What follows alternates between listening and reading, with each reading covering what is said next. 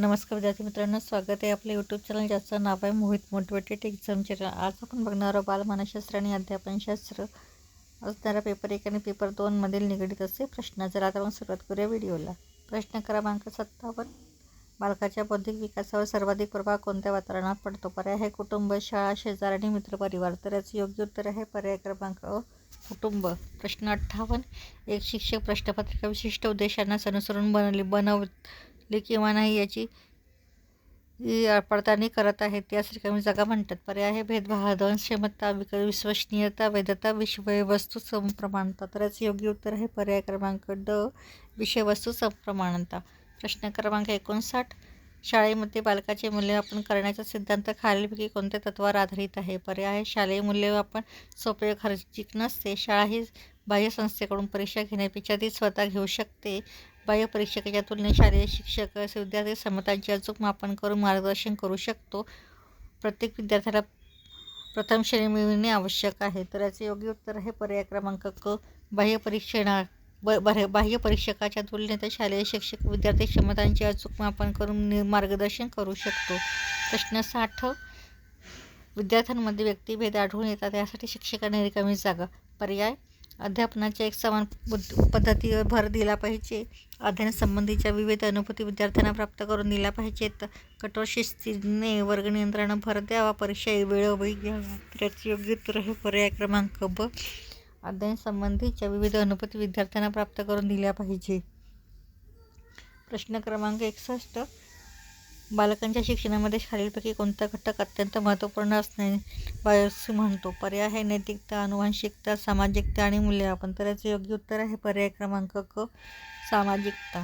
प्रश्न क्रमांक 62, शाळेमध्ये एक शिक्षक विद्यार्थ्यांच्या शिकण्याच्या विविध अध्ययन शैलींना अनुसरून वर्गात विशेष वैविध्यपूर्ण अनुभवावर भर देत आहे, संबंधित शिक्षकावर खालीलपैकी कोणत्या सिद्धांताचा प्रभाव आहे? पर्याय आहे पियाजेची बोधात्मक विकास पद्धती, कोलबर्गची नैतिक विकास उपपत्ती, गार्डनरची बहुविध बुद्धिमत्ता उपपत्ती, वायोस्कीचा सामाजिक सांस्कृतिक सिद्धांत। तर याचे योग्य उत्तर आहे पर्याय क्रमांक क, गार्डनरची बहुविध बुद्धिमत्ता उपपत्ती। प्रश्न क्रमांक 63, एक शिक्षिका विद्यार्थ्यांनी विचारलेल्या प्रश्नांची लगेच उत्तरे न देता त्या संबंधित सहकार्याशी विद्यार्थ्यांमध्ये चर्चा करण्यास सांगते, त्यांच्यातून येणाऱ्या उत्तराची वर्गात सर्वांगीण चर्चा करते। शिक्षिकेचा हा दृष्टिकोन खालीलपैकी कशाशी संबंधित आहे? पर्याय अध्यापनाचा कंटाळा करणे, विद्यार्थ्यांसह कार्यात्मक अध्ययनाचा विकास करणे, भूमिका अभिनय पद्धतीचा वापर करणे, विद्यार्थ्यांतील स्पर्धात्मक वातावरणाचा विकास करणे।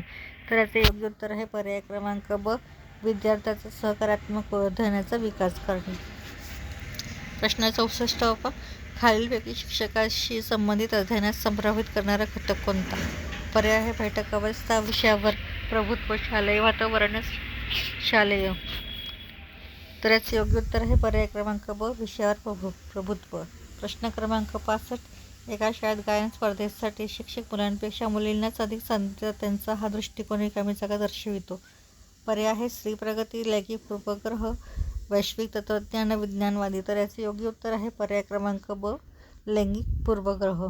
प्रश्न क्रमांक 66, बीज अंकुरण कसे होते हे शिकविण्याचा सर्वात प्रभावी मार्ग कोणता? पर्याय आहे बी ही संकल्पनात्मक व्याख्या सांगणे, शालेय परिसरात बी पेरून त्यांचे अंकुरण होण्याचे विविध टप्पे विद्यार्थ्यांना प्रत्यक्ष दाखविणे, बीज चित्र फलकावर काढणे, बीज अंकुरण चित्र विद्यार्थ्यांना दाखविणे। तर याचे योग्य उत्तर आहे पर्याय क्रमांक ब, शाळेच्या परिसरात बी पेरून त्यांचे अंकुरण होण्याचे विविध टप्पे विद्यार्थ्यांना प्रत्यक्ष दाखविणे।